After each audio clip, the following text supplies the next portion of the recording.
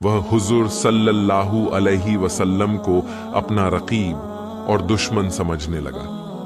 पर चूंकि वह चालाक भी बहुत था, इसलिए जमाने के रुख को देखते हुए अपनी दुश्मनी को छिपाए भी रहा और ऊपरी दिल से मुसलमानों का हमदर्द बना रहा। हुजूर सल्लल्लाहु अलैहि वसल्लम ने समझौते की फिजा बनाने के लिए एक मजलिस बुलाई।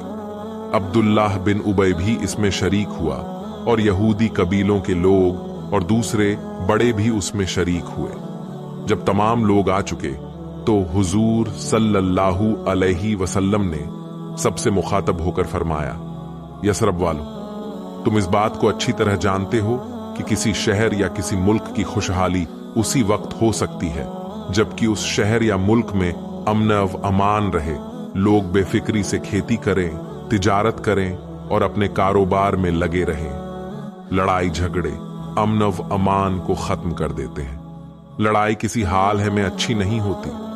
जो लोग किसी लड़ाई में शरीक हो चुके हैं वे उसके कड़वे तजुर्बों को खूब जानते हैं। लड़ाई मजबूरी की हालत में उस वक्त लड़नी चाहिए जब कोई रास्ता न रह जाए।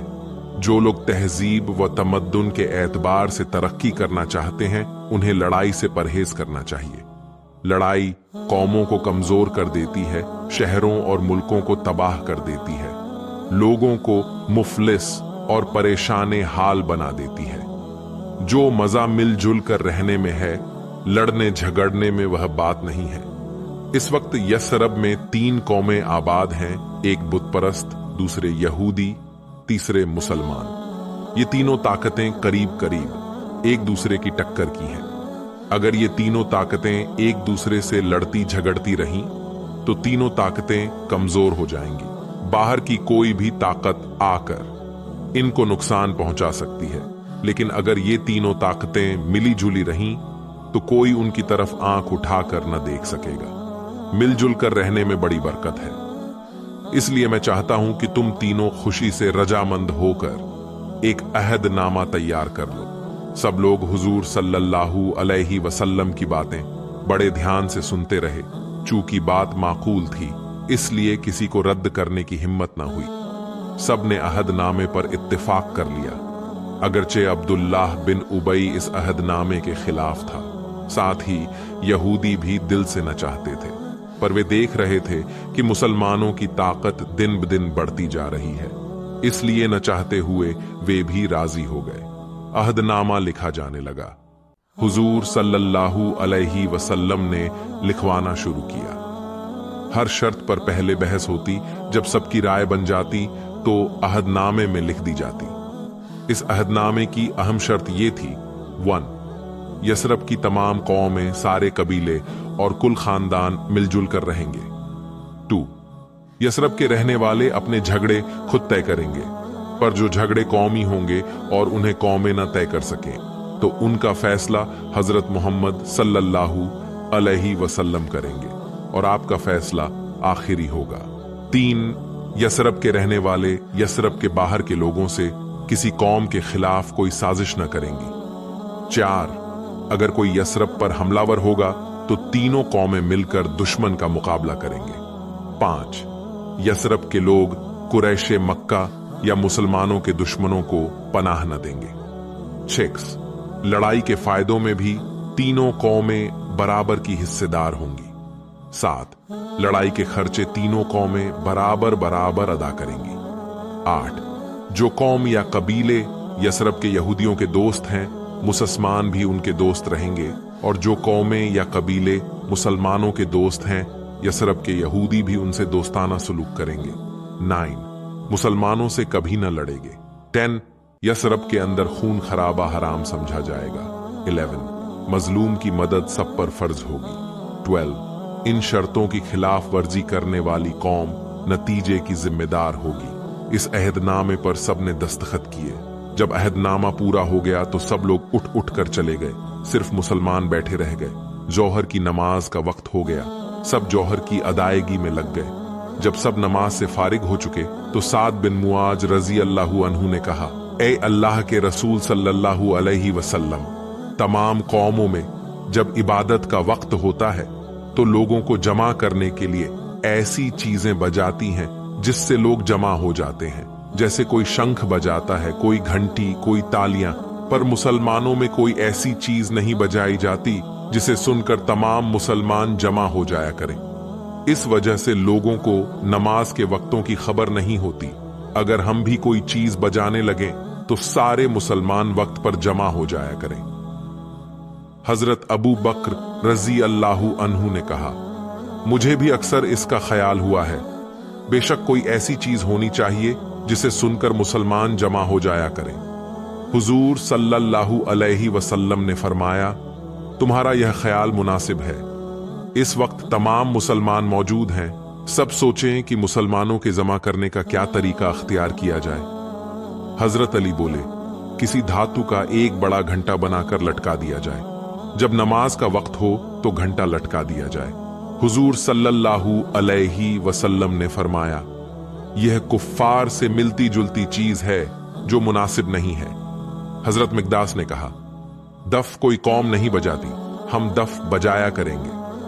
हुजूर सल्लल्लाहु अलैहि वसल्लम ने फरमाया, दफ खेल तमाशे में शामिल है, यह भी मुनासिब नहीं है। हजरत उमर ने कहा, कोई आदमी ऊंची आवाज में नमाज की आवाज लगा दिया करे। हुजूर सल्लल्लाहु अलैहि वसल्लम ने फरमाया, हां यह मुनासिब है, इस आवाज का नाम अजान रखो। आवाज देने वाले को मुअज्जिन कहा जाए। सब ने इस राय से इत्तिफाक जाहिर किया।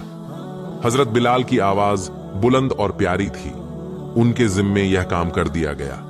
चूंकि असर का वक्त आ गया था, इसलिए हजरत बिलाल रजी अल्लाहु अन्हु ने अजान दी। लोगों पर इस अजान का खासा असर हुआ।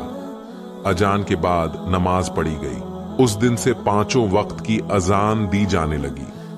अजान होते ही तमाम लोग काम छोड़कर आ जाते, जमात से नमाज पढ़ते और बिखर कर फिर कारोबार में लग जाते। अंसार ने मुहाजिरों के सत्कार में कोई कसर नहीं छोड़ी। जिस खुलूस, कुर्बानी और एहतियात से उन्होंने भाईचारे के अहद को निभाया, तारीख में इसकी मिसाल नहीं मिलती। उन्होंने मुहाजिरों को अपना सगा भाई समझा, इस तरह से उनकी मदद की। पहले उन्हें खाना खिलाया, फिर खुद खाया। पहले उनकी तकलीफ दूर की, फिर अपनी तरफ तवज्जो दी। पहले उनको आराम पहुंचाया, फिर खुद आराम किया। चूंकि अंसार इस बात को जानते थे कि मुहाजिरों ने सिर्फ दीन की खातिर मक्के में इंतहाई तकलीफें बर्दाश्त की हैं। अपने घर, अपने वतन, नाते रिश्तेदार, माल व जर, खानदान और बिरादरी वगैरह सबको छोड़कर यसरब चले आए हैं। इसीलिए वे ख्याल रखते थे कि मुहाजिरों का किसी भी तरह दिल न टूटने पाए। इस वजह से उन्होंने उनकी दिलदारी में कोई कसर नहीं छोड़ी। दूसरी तरफ मुहाजिर अंसार के बड़े शुक्रगुजार थे। वे इस बात की कोशिश करते कि अंसार पर अपना बोझ न डालें। वे निहायत मेहनत और मुस्तैदी से मजदूरी करते, दुकानदारी और तिजारत में लगे रहते, यहाँ तक कि थोड़े ही दिनों में अंसार की मदद से बेनियाज हो गए। जब मुसलमानों को रोजी की तरफ से बेफिक्री हुई तो उन्होंने इस्लाम की तबलीग शुरू की।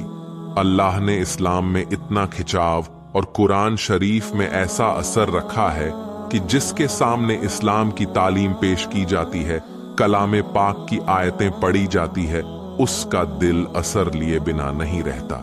चुनांचे कुफ्फार अब गिरोह के गिरोह मुसलमान होने लगे। मुसलमानों की तादाद दिन दोगुनी रात चौगुनी बढ़ने लगी।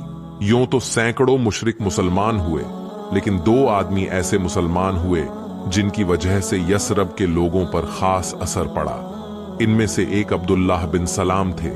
यह यहूदी थे, निहायत जबरदस्त आलिम थे, तौरात पर बड़ी गहरी नजर रखते थे। यहूदी दुनिया में वह बहुत मशहूर थे। उनके इस्लाम कबूल करने से यहूदी हैरान रह गए। दूसरे सलमान फारसी थे। सलमान फारसी मजूसी थे, फारस के रहने वाले थे, आग के पुजारी थे, लेकिन आग की पूजा से परेशान होकर हिदायत की तलाश में ईसाई हो गए थे। फारस से शाम चले आए थे, शाम से नसीबन गए। वहां एक बूढ़ा राहिब था। जब वह मरने लगा तो उसने सलमान को हिदायत की कि बहुत जल्द तिहामा के शहर उम्मुल कुरा में आखिरी पैगबर आने वाले हैं। और वे अपनी कौम के जुल्म से तंग आकर यसरब में हिजरत करेंगे। उनका मजहब इस्लाम होगा। तुम इस्लाम कबूल करके मुसलमान हो जाना। चुनांचे सलमान फारसी यसरब में आ गए थे और हुजूर सल्लल्लाहु अलैहि वसल्लम के आने का इंतजार कर रहे थे। सलमान मजूसी और यहूद व नसारा की किताबें पढ़े हुए थे, बहुत बड़े आलिम समझे जाते थे। हर फिरका और हर तबका उनकी इज्जत करता था। वह भी मुसलमान हो गए। उनके मुसलमान होने से तमाम फिरकों पर असर पड़ा।